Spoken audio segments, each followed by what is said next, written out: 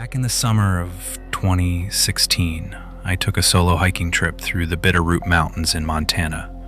I'd read online about an abandoned fire lookout called Larkspur Tower, a remote place deep in the woods. The last trip report I could find was from 2012, so I wasn't even sure it was still standing. But I packed my gear, drove out, parked on a rough pull-off along a dirt road, and began the 4-hour hike in. The trail didn't really exist. I had to use my handheld GPS to navigate. As I got deeper into the forest, the terrain thickened and got rougher. I was really hoping Larkspur Tower would still be intact enough to sleep in. And when I finally spotted the steel legs of the structure rising through the trees, my heart actually jumped. It looked weathered but solid. I tested the support beams. They held. The ladder creaked as I climbed, but it felt stable. At the top, the view was stunning. Endless forest in every direction, no sign of roads or people. Inside the small room was a rotting cot, a broken desk, and glassless windows on all sides. Still, I rolled out my mat, boiled a quick meal, and watched the sunset from the edge of the platform. It was cloudy, no stars, just blackness once the sun dropped.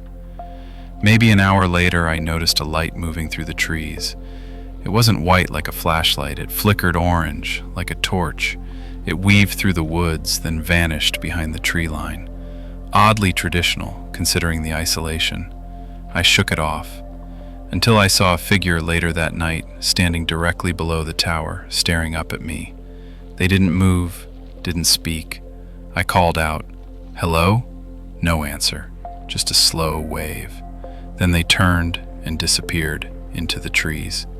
I tried to convince myself it was another camper, but later, long after I fell asleep to the creaking wind and wooden groans, I woke up to a sound that made my blood freeze. The soft, metallic creak of the ladder. Someone was climbing up. Step by step, they were getting closer. I grabbed my flashlight and backpack and stepped onto the ledge. The creaking stopped. I circled the platform. Nobody was there. I leaned over the edge. Nothing. And then, footsteps, sprinting behind me on the wooden platform.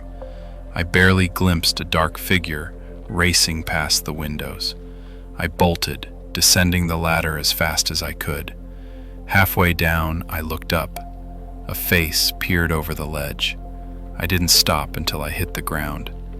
I ran straight into the woods with my GPS, blindly hiking in the dark back toward my car. I didn't stop until I slammed my door shut and peeled away. I don't know who was out there that night, but I'm certain I wasn't supposed to survive that encounter.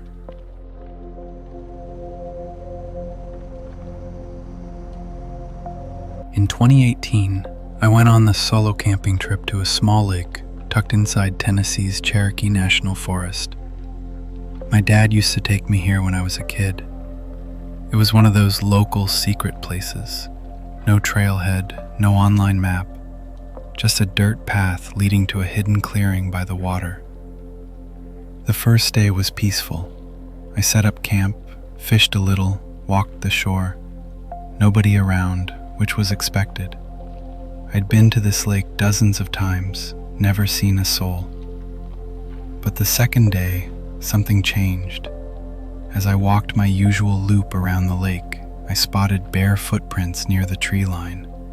Not shoe prints, bare feet, sunken clearly into the damp soil.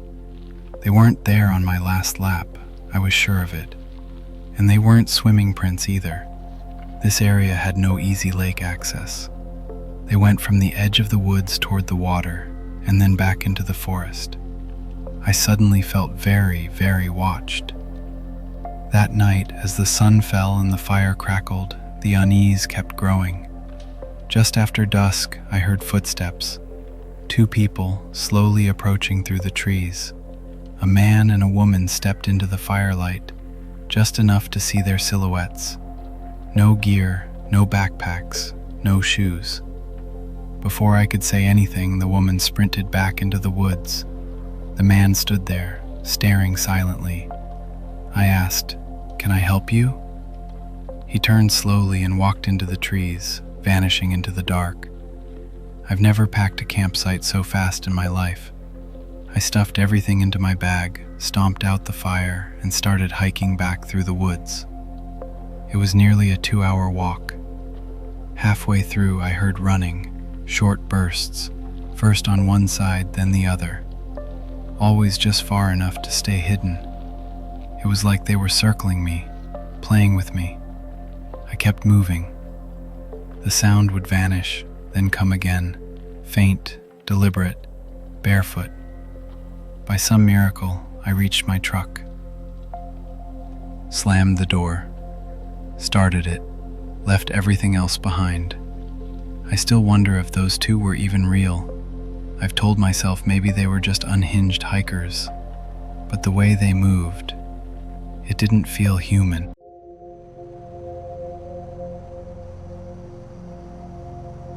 I'm Samantha, 24, and I used to travel full-time in a camper van up and down the West Coast. I avoided cities, stuck to back roads and forest pull-offs.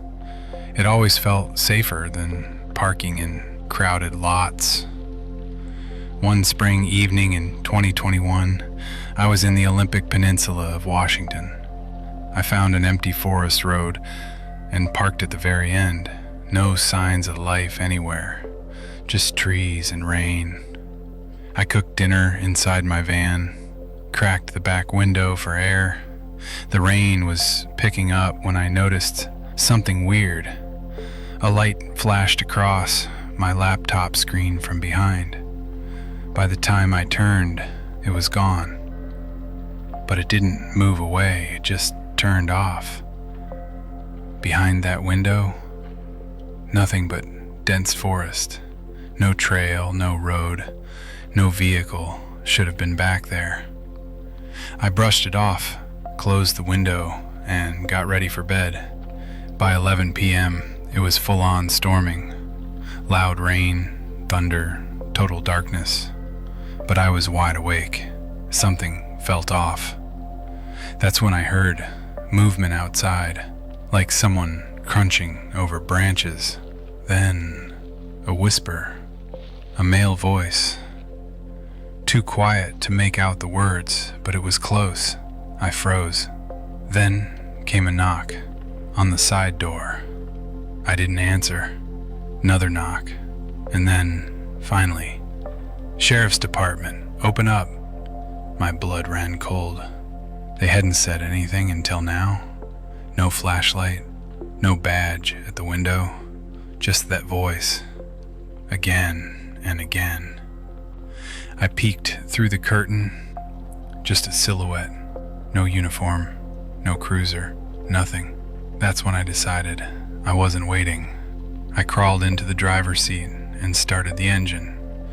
Immediately, footsteps rushed up on both sides of the van.